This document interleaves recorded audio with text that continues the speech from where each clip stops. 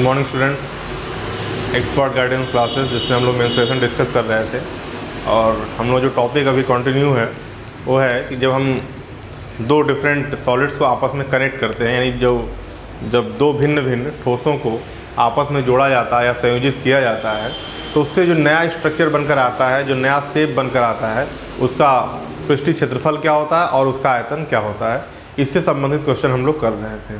ठीक, और उसमें हम लोगों ने देखा सबसे पहले हमने सेम टाइप्स के है ना सॉलिड्स को कनेक्ट किया था। उसके बाद हमने डिफरेंट टाइप्स में, जैसे कल हमने जो एग्जांपल किया कि एक क्यूब को एक हेमीस्फीयर से जोड़ा गया, यानी एक घन को अर्धगोले से जोड़ा गया। उसके बाद फिर हमने जो है एक बेलन के दोनों सिरों पर हमने क्या जोड़ा था, अर्धगोलों को जोड़ करके एक कैप्सूल नुमा स्ट्रक्चर बनाया, उसका फिर हमने सरफेस एरिया और बाकी सारी चीज़ों को समझा था। आज देखिए इसे आप टाइप 4 कर सकते हैं, टाइप 3 तक हमारा हो गया था और इससे ज़्यादा टाइप बनता भी नहीं। आज हम जो है शंकु और बेलन को एक साथ जोड़ेंगे। ठीक, एक कोन को एक जो है सिलेंडर से कनेक्ट किया जाएगा और उससे जो नया स्ट्रक्चर बनकर आएगा उसका फिर हम सरफेस एरिया और किस तरीके से हम चीज़ों को मतलब फाइंड आउट करते हैं उसको हम समझने का प्रयास करेंगे। तो आज जो हमारा होगा टाइप 4 में,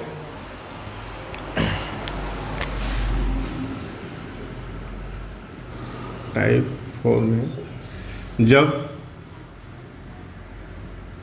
किसी, आइए देखिए ये आपका एक एग्जांपल है ना। क्वेश्चन को पहले हम लोग रीड करते हैं। दिया है कि लकड़ी का एक खिलौना रॉकेट के है ना, मतलब लकड़ी का जो खिलौना क्या है, रॉकेट है, एक शंकु के आकार का है। किस आकार का है? एक शंकु के आकार का है जो एक बेलन पर अध्यारोपित है ना।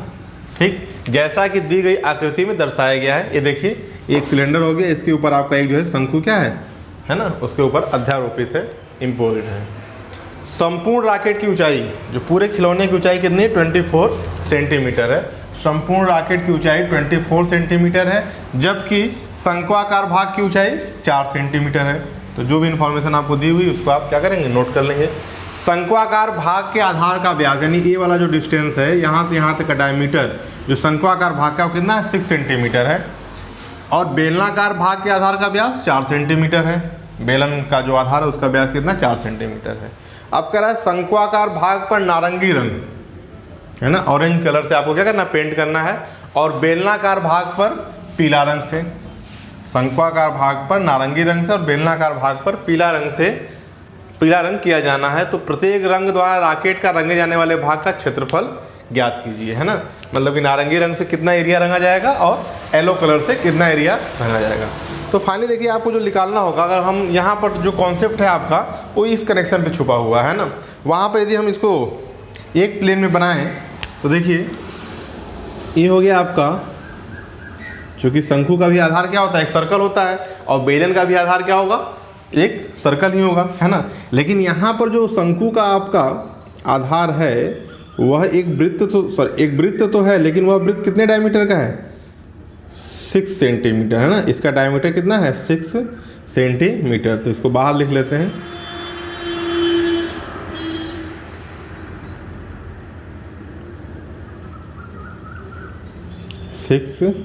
सेंटीमीटर। और जो बेलन है उसका जो होगा है ना, उसका जो आधार है ऊपर का, मतलब सिरा जो है वो भी क्या, एक वृत्त है, और यह इस वृत्त का डायमीटर कितना है, 4 सेंटीमीटर। यहाँ से यहाँ तक की जो डिस्टेंस क्या है, 4 सेंटीमीटर। अब देखिए जब इसके ऊपर इसको हमने चिपका दिया तो ये वाला पोर्शन तो दिखाई नहीं देगा, है ना। हमने आपको बताया जब आप कनेक्ट करते हैं तो सिर्फ उन्हीं भागों का क्षेत्रफल निकालते हैं जो भाग प्रदर्शित होता है, जो दिखता है। ये भाग तो आपका क्या हो जाएगा, छुप जाएगा, यानी कि इस भाग पर आपको किसी कलर का पेंट नहीं करना है। ठीक, और देखिए ये वाला जो भाग होगा वह शंकु के आधार में भी कॉमन होगा और बेलन के सिरे में भी क्या होगा, कॉमन होगा। तो आपको ये ध्यान रखना होगा, जब आप नारंगी रंग से पेंट कर रहे होंगे तब भी इस भाग को पेंट नहीं करना है, और जब आप पीले कलर से पेंट कर रहे होंगे तब भी इस भाग को पेंट नहीं करना है ना। क्योंकि ये जो बड़ा वाला वृत्त है ये किसका भाग है, शंकु का भाग है। लेकिन अब देखिए बेलन का तो एक सिरा पूरा खत्म हो गया, लेकिन शंकु का ये इतना पोर्शन क्या होगा, बचा होगा,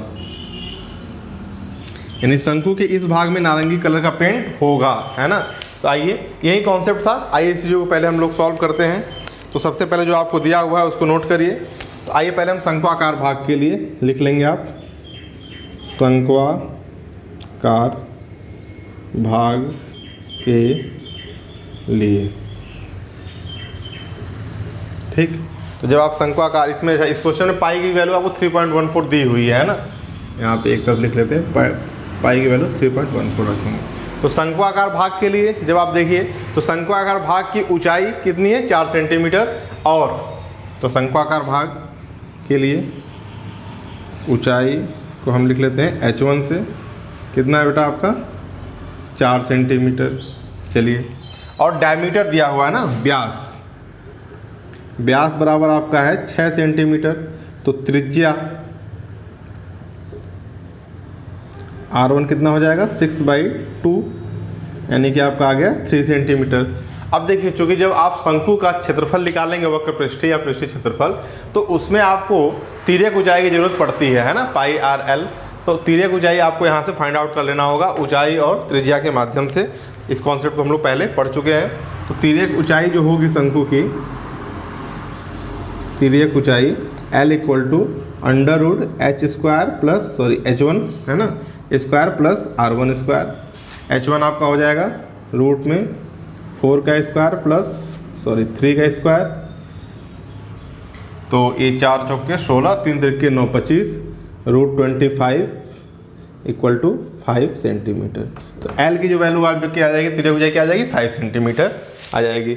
अब इसके बाद हम सॉल्व करते हैं बेलन वाले पोर्शन के लिए, है ना। ये इन्फॉर्मेशन आपके शंक्वाकार भाग के लिए हो गया। दूसरा, बेलनाकार भाग के लिए। तो देखिए, पूरे खिलौने की जो ऊंचाई कितनी, 24 सेंटीमीटर, और शंक्वाकार भाग की ऊंचाई कितनी, 4 सेंटीमीटर। तो बेलन की ऊंचाई कितनी हो जाएगी, इसमें से इस हाइट में से हम इस हाइट को क्या करेंगे, माइनस कर देंगे। तो हमें जो है ये वाली हाइट आपको मालूम हो जाएगी, है ना। यानी बेलनाकार भाग के लिए ऊंचाई h2 = क्या हो जाएगा, 24 सेंटीमीटर माइनस 4 सेंटीमीटर, है ना। आप लिख कर करेंगे संपूर्ण खिलौने की ऊंचाई माइनस शंक्वाकार भाग की ऊंचाई, और ये आपका आ जाएगा बेटा कितना, 20 सेंटीमीटर। चलिए, रेडियस की बात करते हैं। तो यहाँ भी आपको डायमीटर दिया हुआ है ना। तो व्यास आपको मालूम है, व्यास = कितना है, 4 सेंटीमीटर। देन त्रिज्या क्या हो जाएगी बेटा आपकी, R2 = 4/2 = 2 सेंटीमीटर, है ना। यहाँ से आपने बेलनाकार भाग का क्या निकाल लिया, रेडियस निकाल लिया और हाइट निकाल लिया। ठीक, यहाँ तक आप नोट कर लीजिए, फिर चीज़ों को रफ करके हम क्वेश्चन को फाइंड आउट करते हैं। तो यहाँ पर देखिए, जो शंकु के आधारित त्रिज्या वो बेलन के आधारित त्रिज्या से क्या है, बड़ा है। तो आइए सबसे पहले हम नारंगी रंग से रंगे जाने वाले भाग का क्षेत्रफल फाइंड आउट करते हैं ना। किस कलर से, नारंगी रंग से। नारंगी रंग से रंगे जाने वाले भाग का क्षेत्रफल। अब देखिए, जब आप इसको नारंगी रंग से रंगेंगे तो आपका ये पूरा पोर्शन जो इसका वक्र पृष्ठीय क्षेत्रफल होगा, है ना। यानी कि कितना भाग होगा उसमें, बराबर शंकु का वक्र पृष्ठीय क्षेत्रफल। ठीक, और आधार में भी ये वाला पोर्शन आपको लेना है ना, प्लस शंकु के आधार का क्षेत्रफल, और माइनस क्या करना है इसमें, बेलन के आधार क्षेत्रफल। यदि आप माइनस कर देंगे तो इस वाले पोर्शन का आपको मालूम हो जाएगा, है ना। तो माइनस बेलन के आधार का क्षेत्रफल। तो इतना आपको देखिए करना होगा, यही कॉन्सेप्ट है मेनली, और इसमें क्वेश्चन में कुछ नहीं है। यदि आप चीज़ों को पहले पढ़ चुके हैं तो और बाकी इसमें ऐसा कुछ भी नहीं है जो आपको समझ में नहीं आएगा। बस जहाँ चीज़ें कनेक्ट हो रही, दो चीज़ें आपस में कनेक्ट हुई, जो भाग उसका क्या हो गया, छुप गया, है ना, अंदर चला गया, उसको क्या करना है, आपको माइनस करना है। तो यहाँ पर बेलन वाला जो भाग था उसने इसके क्या किया, इसलिए हमने देखिए आपको प्लेन व्यू बनाकर समझाने का प्रयास किया।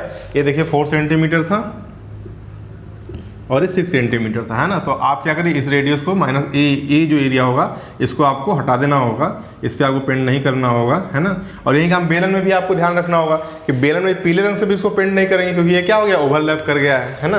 केवल आपको इसका कर्व और नीचे वाले आधार का निकालना होगा। तो ये शंकु का वक्र क्षेत्रफल क्या होता है, तो पाई आर एल होता है ना, तो पाई R1 रख देंगे और एल तो है ही आपका, है ना, प्लस शंकु के आधार क्षेत्रफल क्या हो जाएगा आपका पाई R1 स्क्वायर, है ना, वृत्तीय आधार होता है, और माइनस बेलन के आधार क्षेत्रफल क्या होता है पाई R2 स्क्वायर। ठीक, ये आपको करना होगा।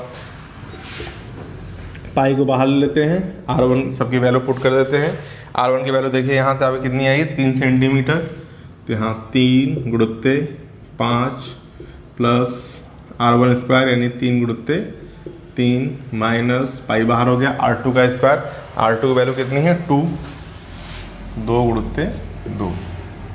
सॉल्व कर लीजिए इसको, 3 पचे 15, 9 24 माइनस 4 यानी कि 3.14 इंटू 20, 3.14 इंटू 20, ये आपका आ जाएगा 62.8 सेंटीमीटर स्क्वायर।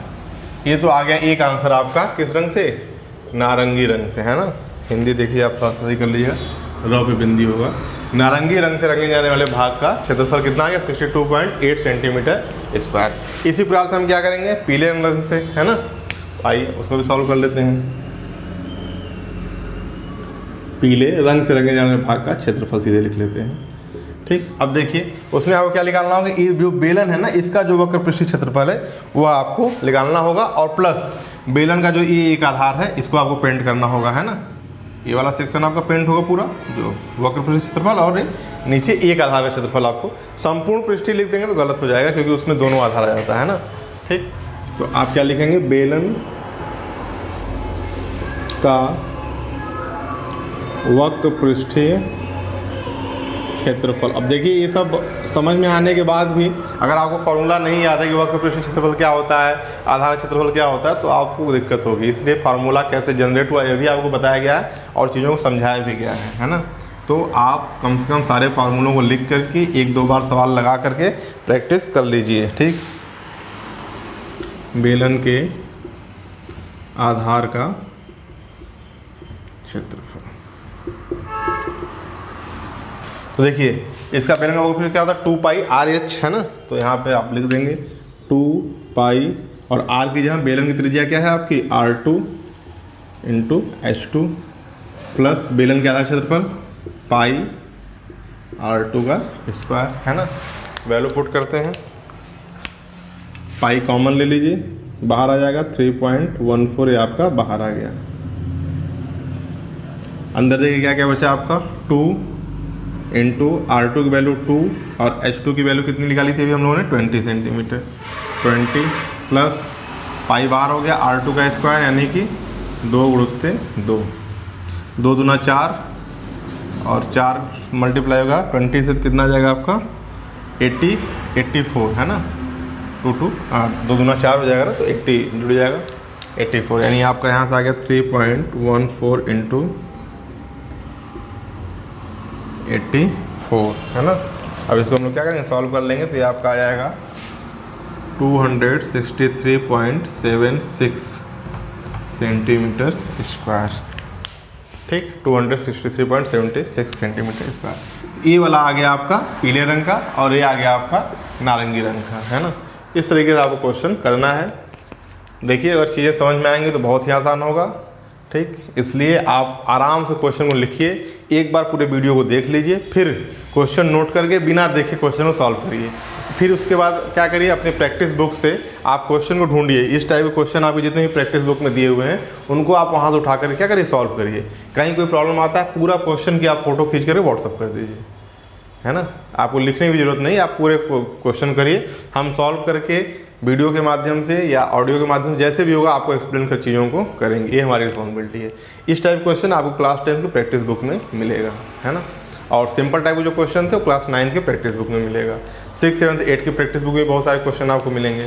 कुछ कॉम्पिटिटिव एग्जाम के भी अगर आपके पास हैं उनके भी अभ्यास प्रश्नों को आप देखेंगे तो हालांकि बहुत ज़्यादा मैंने आपको पढ़ा दिया है, उसमें जो बेसिक क्वेश्चन आते हैं वो सब आपके इन फार्मूलों से हल हो जाएंगे। अलग अलग स्ट्रक्चर के लिए आप फार्मूलों को याद नहीं करेंगे, रटेंगे नहीं, है ना।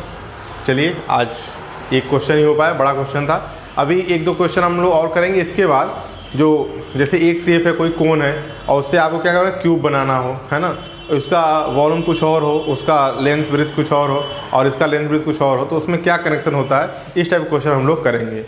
इसमें आप इसी कॉन्सेप्ट पे जो है एक कोन को हेमिस्फीयर से भी जोड़ सकते हैं। जैसे इस टाइप का आपका स्ट्रक्चर बनेगा। जैसे मान लीजिए कोई क्या है आपका शंकु है, इसका कुछ लेंथ और त्रिभुज दिया हुआ, इसके नीचे कोई क्या है आपका एक अर्धगोला जुड़ गया हो, तो इसमें संपूर्ण का है ना पृष्ठीय क्षेत्रफल का निकालने के लिए इस टाइप क्वेश्चन भी इसी कॉन्सेप्ट से हो जाता है। बस उसमें देखिए होगा क्या, यदि शंकु का आधार और अर्धगोले का आधार क्या है सेम है, तो ये वाला पोर्शन क्या होगा, ओवरलैप कर जाएगा, तो दिखाई नहीं देगा। सिर्फ आपको इसका वक्र पृष्ठ इसका वक्र पृष्ठ निकाल कर ऐड कर देना होगा। तो इसी टाइप क्वेश्चन होंगे, है ना, आप उनको करिएगा, कोई दिक्कत आती तो पूछेगा। Thank you.